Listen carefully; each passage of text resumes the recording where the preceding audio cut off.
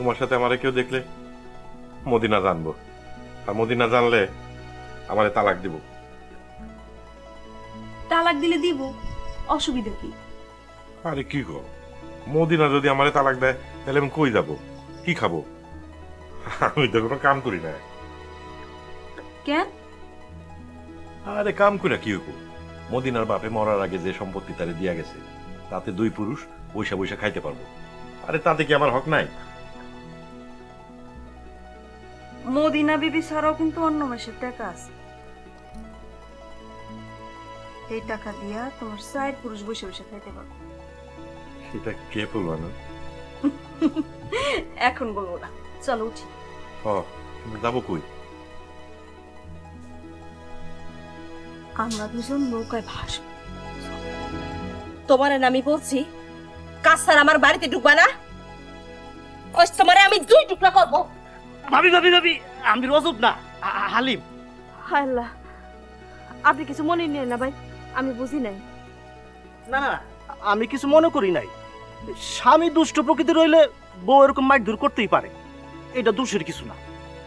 কেন, রজত আলী কি দোষে কিছু করছে নাকি? সে কি আবার গঞ্জে গেছে সিনেমা দেখতে?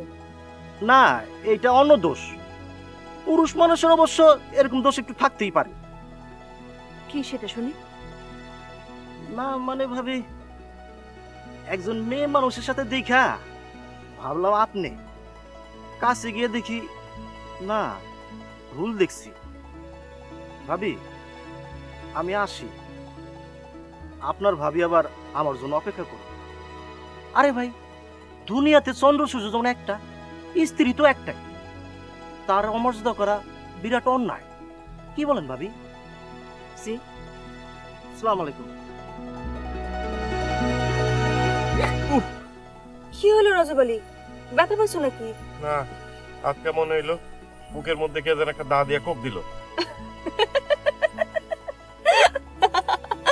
তুমি তোমার বউরে এত ডরাও? হ্যাঁ না মানে ঠিক ধরাই না, মদিনার ঠিক পাগলামির লক্ষণ আছে। আগের সময় মাথা মুন্ডু কিছুই ঠিক থাকে না। ফুলমানু, নৌকা কাটে ভিড়াই। কেন, আমার সাথে ভাসবো না? না, বেলা রাত, অক্ষণ বাড়ি না ফিরলে সারা জীবনেও মদিনার ঘরে ঢুকতে পারবে। ছি, কেমন পুরুষ মানুষ তুমি?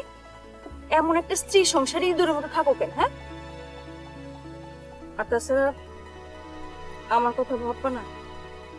কি করবো, আমার তো কাজ কামে কোনো ইচ্ছা নাই। জীবন তো একটাই, কাম করে লাভ, ফুর্তি করবো না?